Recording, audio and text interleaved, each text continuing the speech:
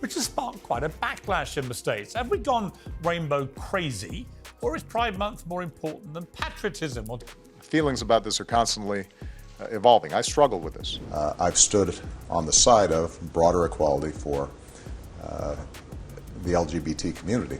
How do you know I'm straight? How dare you guess my sexuality? A video of Morgan mocking LGBTQ plus affairs during a fierce debate about Pride Month when Union Jack flags were replaced by pride flags on London's Regent Street has been making its round on social media.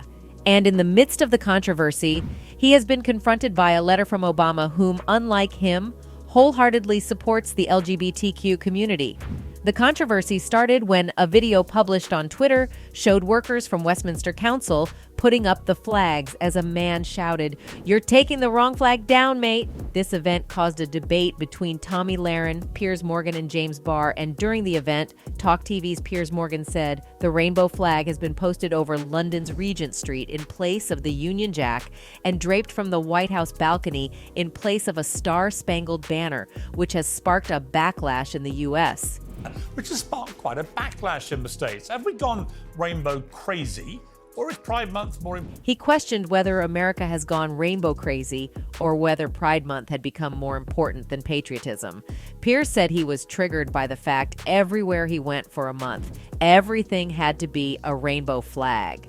He said, "With every campaign, it's really important to bring people with you. But at the moment, it looks like it's over the top. Everywhere you go, it's pride, pride, pride, pride, pride. Does it need to be that way?" I've stood on the side of broader equality for the LGBT community.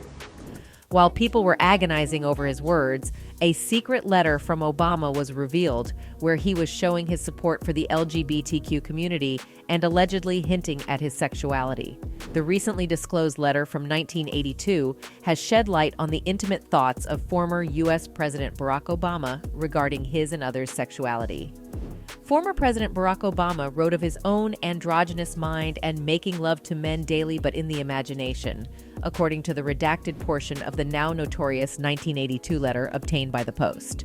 The letter, which is more than 40 years old, was sent to an ex-girlfriend of his and has recently resurfaced after Obama biographer David Garrow gave a long and winding interview on the one-time commander-in-chief.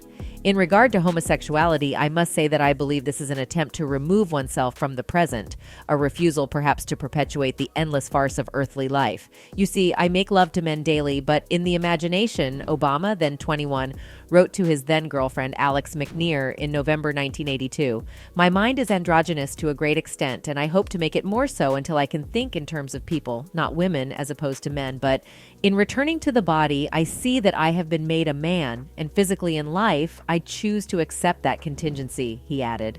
Alex McNear, who dated Obama during his year at Occidental College in Los Angeles, later redacted the salacious paragraphs, which Pulitzer Prize-winning historian Garrow hunted down and included in his biography, Rising Star: The Making of Barack Obama. While the letter has been spreading like wildfire on social media, it is currently owned by Emory University, which doesn't permit it to be photographed or removed. Instead, Garrow's friend Harvey Clare transcribed the paragraphs by hand and sent them to the author, and Clare then provided the redacted portion of the letter to the Post. Garrow said there was nothing unusual about Obama's youthful musings. "I'm a historian, not a psychologist, but I think it's public record news that a vast majority of human beings have sexual fantasies," he said via email. While Garrow claimed there was nothing unusual about the letter, the internet has been saying otherwise, with some claiming that Obama had allegedly been hinting to his girlfriend that he was not straight. These fans backed their story up with the fact that Jones River had previously alleged that Obama was gay and his wife was trans. Do you think that the country will see the United States will see the first gay president or the first woman president? We already have it with Obama, so let's just calm down.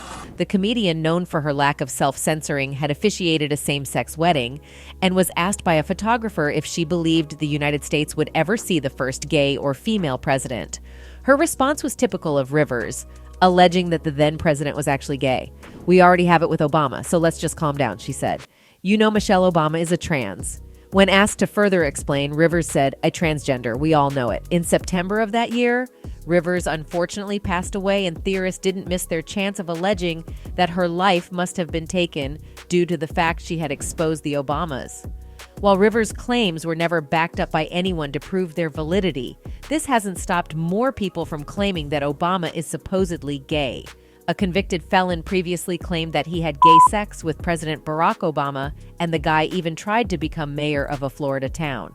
Larry Sinclair gave a speech at the National Press Club in 2008 while Obama was running for president, alleging that the then senator bought and smoked cocaine and had sex with him in 1999. Sinclair, who had previously served prison time in Arizona, Florida, and Colorado for forgery, fraud, and larceny, was campaigning to win the mayor's seat in Cocoa, a town of around 19,000 people in that election. The South Carolina native told Florida Today that he didn't regret his accusations, which also included the claim that Obama had another male lover and was connected to his death, and every story was detailed in his self-published 2009 book, Barack Obama and Larry Sinclair: Cocaine, Sex, Lies, and Murder. "I don't need to say anything more," Sinclair said. "My book speaks for itself, and I do not backtrack anything that I said at that press conference." His allegations were among the first of many unproven claims to be aimed at Obama during his time running for and serving as president. And even since he left office, the rumors have continued, with InfoWars host and conspiracy theorist Alex Jones saying that Obama's having sex with 10 dudes a day. Others who have read the letter have also pointed out the fact that while Obama was at Occidental College, around the time he wrote the said letter, his mentor was a gay professor. In April 2009, The Advocate, a leading gay and lesbian magazine, asked then-President Barack Obama who had most profoundly influenced his ideas about gays and lesbians. The first person on his list was his mother. The second person was his political science professor at Occidental College, Lawrence Golden, who was openly gay. "He was a wonderful guy," Obama said. "He was the first openly gay professor that I had ever come in contact with, or openly gay person of authority that I had come in contact with. And he was just a terrific guy. He wasn't proselytizing all the time, but just his comfort in his own skin and the friendship we developed helped to educate me on a number of these issues." For Professor Lawrence, Obama's remark confirmed something he had long believed. In theory, at least that as a teacher, the great consolation is that you never know whom you are going to influence. As Lawrence spoke to Reed from his office in Fort Bragg, California, he said Obama's presence was exceptional and that while most straight men did not want to be seen associating with gays because of the social stigma, Obama was not concerned about what people might think. Lawrence's willingness to serve as a mentor to Obama and other students at the school stemmed from his own undergraduate experience. He arrived in school uncertain about his own sexual identity at a time when most gay men kept their sexuality firmly locked in the closet. Dissatisfied with this furtive existence and the limits of social support on campus, he took a leave of absence and traveled around Europe. There he crafted a new identity, developing a greater comfort with the tag gay with each new destination. When he returned to Reed, he resolved to be upfront about his identity, but the response was underwhelming. "Nobody cared in the slightest," he says. "That's the flip side of no support. Nobody cares. I realized this is what happens when there's no mentor. So halfway through grad school, I decided to become a mentor. I sort of forced my way through this, and since then I've encouraged gay men and women to use me as a mentor." For many years after he left teaching, Lawrence considered his teaching days as a wasted decade, but the rise of his old pupil Obama gave him a fresh perspective. Though unwilling to take credit for the president's path in life, Lawrence remembered that he used to advise students to get their first taste of experience through community organization, Obama's political starting ground. Regardless of Obama's thoughts as a youth, as president, he made some significant strides in advancing LGBTQ plus rights in the U.S. He started back in 2009 when he signed a federal law which criminalized attacks based on the victim's actual or perceived sexual orientation or gender identity as hate crimes. A year later, he repealed the discriminatory Don't Ask, Don't Tell law, which allowed gay, lesbian, and bisexual Americans to serve openly in the armed forces. Despite declaring that, "I don't think marriage is a civil right" in 2004, Obama also said he didn't think homosexuality was a choice. Then, during his second presidential term, he celebrated the legalization of same-sex marriage after the U.S. Supreme Court struck down all state bans on same-sex marriage in 2015 and legalized same-sex unions in all 50 states. Well, Obama's letter doesn't prove his sexuality, but it shows he does support the LGBTQ.